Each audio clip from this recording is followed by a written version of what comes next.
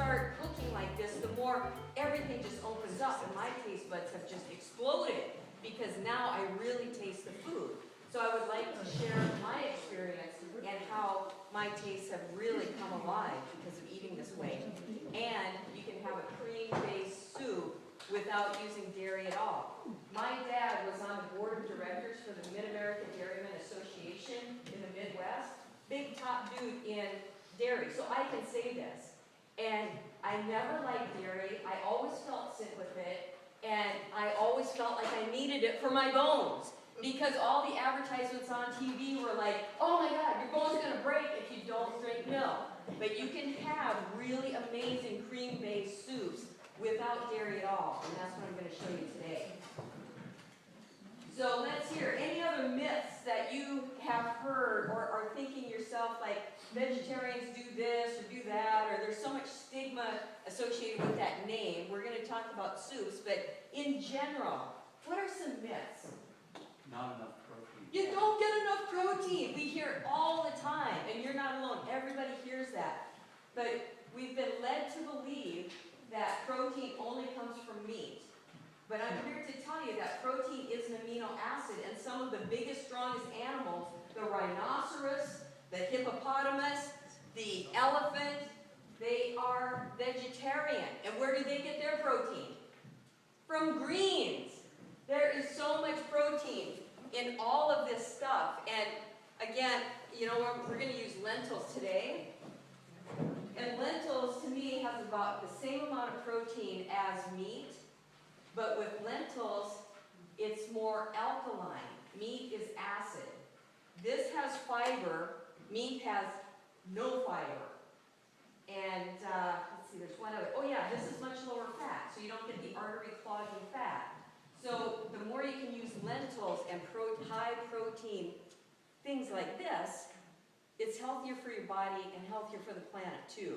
So thank you for that. That's one huge myth. And what's another myth about vegans or vegetarians? That vegan food is not tasty. Yeah, vegan food is not tasty. And it's like, I want to be healthy, but I also enjoy really good food. And that is the number one reason I went to culinary school, because I wanted to show people that you can have some amazing tasting food without animals in the pot. You can have some really amazing food. So thank you for that, Nina. What else? It's not a well-balanced diet. It's not a well-balanced diet. You know, and I just have to say this because it's amazing to me that when I was growing up in Minnesota, I was wolfing down those cheeseburgers. I was eating fries. I was doing milkshakes. I was doing all that stuff. And nobody ever asked me about my nutritional needs and if they were being met. Never. It never came up. But now I go, you know what? I'm going to eat more kale. I'm going to do some of this stuff that I know is really good for me. Now everybody wants to know, Gavin, where are you getting your protein? And I say, well, how much protein do you think I need? And they go, well, I don't know. But are you getting enough? And so I go, you know what? For my body type, my exercise, I need about 50 grams of protein. I get it from tempeh. I get it from, and I list all the sources. But yeah, it is so in our culture that it's not balanced. And you do have to be smart. When I first went vegetarian in the 70s, I did it because I loved animals. I grew up on a farm. I talked to the cows. They were my best friends. I wasn't very social. I hated to talk in public. And so I would go out to the fields and just talk to these cows, man. They listen. They were the best listeners ever. If you've ever been around cows, man, you start talking, they're just like... They are. Go walk out here in the trail, you know. You talk to some of those cows. I practice my speeches out there for plays and stuff. And the cows are just like the best audience ever. Because they're quiet, very attentive, and they think everything you say is just totally amazing. So the cows, they were my friends. That's why I gave it up. And the reason I tell you that is because I gave it up for that reason. I didn't want to eat it. It was like eating my dog. It didn't make sense to me. And I wasn't a healthy vegetarian because I didn't know how to feed myself at the time. So anything without meat, I just wanted to eat that. And so I ate packaged stuff. This was in the 70s and 80s, and I was not healthy. So my triglycerides went way up because of all the packaged foods. You know, my doctor said, we got to get you on diabetes medication immediately. And I thought, you know, they always throw in that scare factor, like, oh man, yeah, they did it right away. Whereas it's been building up for 10 or 20 years. So it takes a little while. I said, you know what, I'm gonna try this other way. I'm gonna try to eat whole, plant-based foods. So I did that for 2.5 months. When I went back to get my blood work taken, everything came back normal. Isn't it amazing? And I could have been on medication the rest of my life. And I look around and I see people, good-hearted people, all of us trying to do the right thing, all of us trying to eat the right thing. You listen to this show, you listen to that show, and then this guy's telling you that, somebody else telling you something else. And then we end up on medication where it doesn't have to be. When I first heard many, many years ago somebody who cured themselves of diabetes with a whole plant-based diet, I went, really? Wow, that's awesome. And now I go, yeah, because it happens all the time. Diabetes is one of those diseases that is food-based. It is a disease of convenience because we're eating out of convenience, type 2 anyway. And so I'm not a doctor, but I do know lots and lots of cases. These doctors, I follow Dr. Joel Fuhrman. Anybody familiar? Dr. Joel Fuhrman, he's awesome, isn't he? And he's just got all of these reports, and he actually wrote an article, and I shouldn't get into this really, but I started, so anyway. And they sent it back to him, and they said, could you taper down this article to say that you didn't actually cure people? Because our sponsor is Eli Lilly. And he came back and goes, I can't change it, because that's what happened. They didn't get a little better. They are non-diabetic now. And so he said I could just send him a check back for the article because I couldn't lie and say they got a little better. They're cured. They're not diabetic anymore. So Dr. Joel Fuhrman, I follow him a lot. Caldwell Esselstyn, Neil Barnard, who's the founder of Physicians Committee for Responsible Medicine. He's got so many cases. So it's not like this rare thing like, wow, one person did it. It's actually like a lot of people are getting phenomenal results. And I'm one of them, so that's why I come out and I, just try to tell my story and share with people that you can have really good food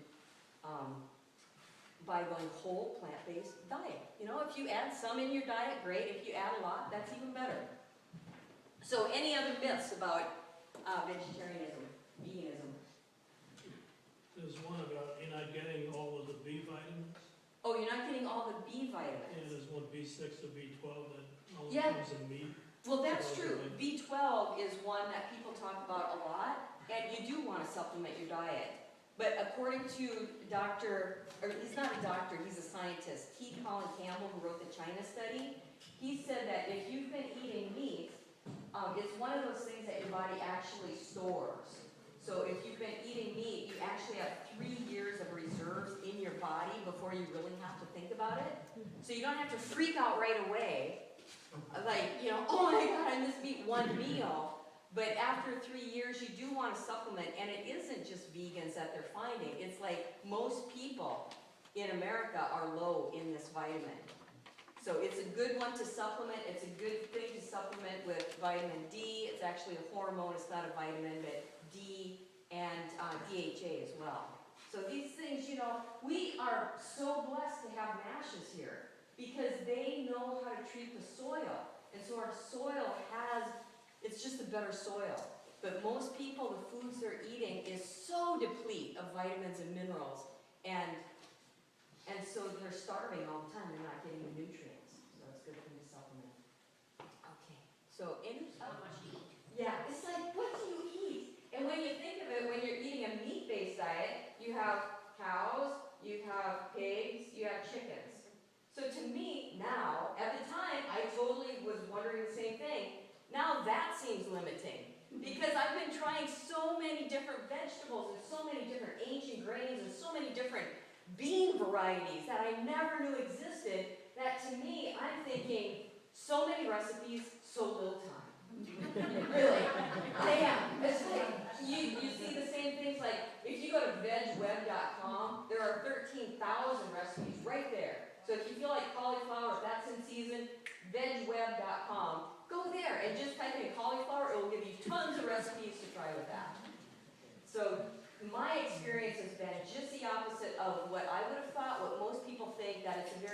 diet. Now, take, for example, going to restaurants may not be the same, because most restaurants are so meat-based that it's a little trickier. You can still do it, you go to the Thai place, you go to the Mexican place, they always have vegetarian options. But it's a little trickier. Personally, I rarely go out to eat anymore. I don't know about you, but I just, it's all genetically modified. And so I'm like, God, I just bless the food when I do go out, just like send good energy and just enjoy the people I'm with, and that's more important. The longer I do this, the more I know that love trumps everything. Love and energy, your high vibe is better than being so concerned about every little thing. I try not to, but when you know as much as all the research has said, it's kind of hard to not think about when you're eating all these red peppers and the Thai place. Like, oh, I need genetic food. This is not the dirty doesn't look better. But bless it.